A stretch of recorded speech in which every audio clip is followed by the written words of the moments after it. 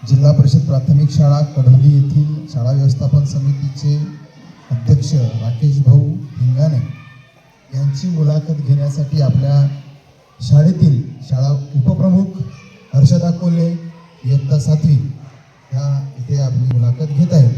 तर चला वळूया या मुलाखतीकडे. हर्षदा आणि राकेश भाऊ. नमस्कार सर, मी हर्षदा कोल्हे इयत्ता 7वीतील विद्यार्थी. मी शाळा उपप्रमुख. आज मी तुम्हाला मुलाखत विचारणार आहे. तरी माझी अशी अपेक्षा आहे की तुम्ही त्या मुलाखतीचे खूप छानपणे उत्तरे द्याल. नक्कीच. सर, तुमचा परिचय.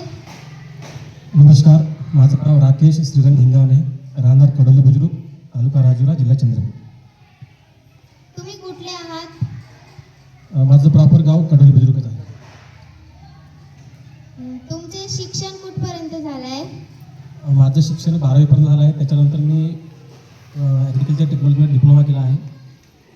तुम्ही शिकत असताना कोणते अडथळे आले आहेत का? आता बघा, अडथळे म्हटलं तर मी माझी 10वी झाली, 11वीमध्ये गेलो तेव्हा माझ्या वडिलांनी विचार केला की काहीतरी बिझनेस करायचा. या बिझनेसच्या याच्यामध्ये मी 11वीमध्ये असताना एक ॲग्रो सेंटरचं लायसन्स काढलं आणि मी 11वी झाल्यानंतर 12वी शिकत असताना माझं ते गावामध्ये ॲग्रो सेंटर चालू झालं. आणि त्याच्यानंतरचा जे 12वी नंतरचा समोरचा जो प्रवास होता शिक्षणाचा, तो कुठेतरी तिथेच थांबून गेला. मग गावामध्ये ॲग्रो सेंटर असल्यामुळं गावातील वयस्क लोकांशी माझा संबंध आला.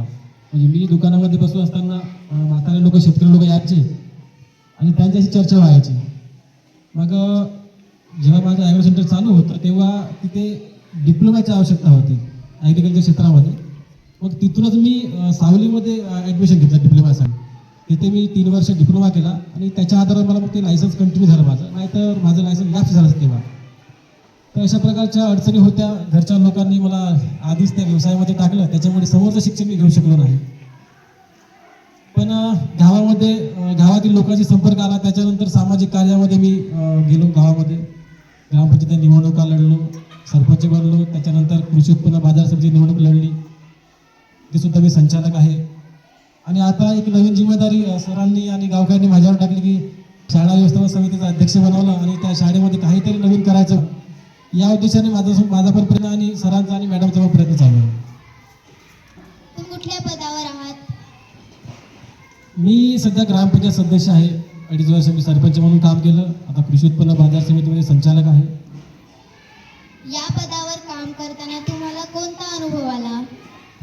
खरं तर कोणतंही पद घेताना किंवा त्या पदावर काम करताना माणसाच्या मनामध्ये आवड असली पाहिजे. जर आवड असेल तर आपण ती निश्चितच ते आपण काम पूर्ण करू शकतो. आणि एखाद्या व्यक्तीला एखाद्या गोष्टीमध्ये रुचीच नाही तर तो व्यक्ती ते गोष्ट करणार नाही. एखाद्या व्यक्तीला डॉक्टर बनायचंच नाही आहे, त्याला खेळामध्ये इंटरेस्ट आहे, आपण त्याला जर ते शिक्षण लादून दिलं तर तो कधीच करणार नाही. त्याला जर खेळामध्ये आवड असेल तर नक्की तो खेळामधून समोर जाऊ शकेल. म्हणून माझं सर्व पालकांना विनंती राहील की विद्यार्थ्यांना ज्या काही गोष्टी करावंसं वाटतं त्या गोष्टी त्यांना करू दिल्या पाहिजे. त्यांचं क्षेत्र त्यांना निवडण्याची संधी दिली पाहिजे. तुम्ही आमच्या शाळेमध्ये आल्यावर तुम्हाला कोणता अनुभव आला? तुमची शाळा खरं तर खूप छान आहे. ठिकाणचं एज्युकेशन सिस्टम, इथला स्टॉफ, तुमचे शिक्षक सर्व चांगले आहेत. तुम्हाला छान प्रकारे मोटिवेट करतात आणि यांच्याच मोटिवेशनामुळे आज तुम्ही आमच्यासमोर घ्यायला बसून आहे. कारण अशा प्रकारची मुलाखत आम्ही सुद्धा कोणाची घेतली नाही आणि माझी सुद्धा मुलाखत मला वाटते या 4-5 वर्षाच्या काळामध्ये 2-3 झाली असेल, नाही ही संधी कधी मिळाली नाही. पण तुम्हाला आत्तापासूनच जे शिक्षक आहे तुमचे तुम्हाला ट्रेन करत आहे, तुम्हाला ते शिक्षण देत आहे आत्तापासूनच, ही तुमच्यासाठी खूप चांगली गोष्ट आहे.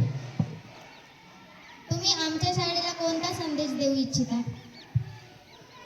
खरं तर बघा, आता संदेश द्यायचा झाला तर आपल्या परीने या ठिकाणी प्रयत्न करतात विद्यार्थी घडवण्याचे, परंतु शिक्षकासोबतच आई वडिलांची सुद्धा एक मोठी जिम्मेदारी आहे.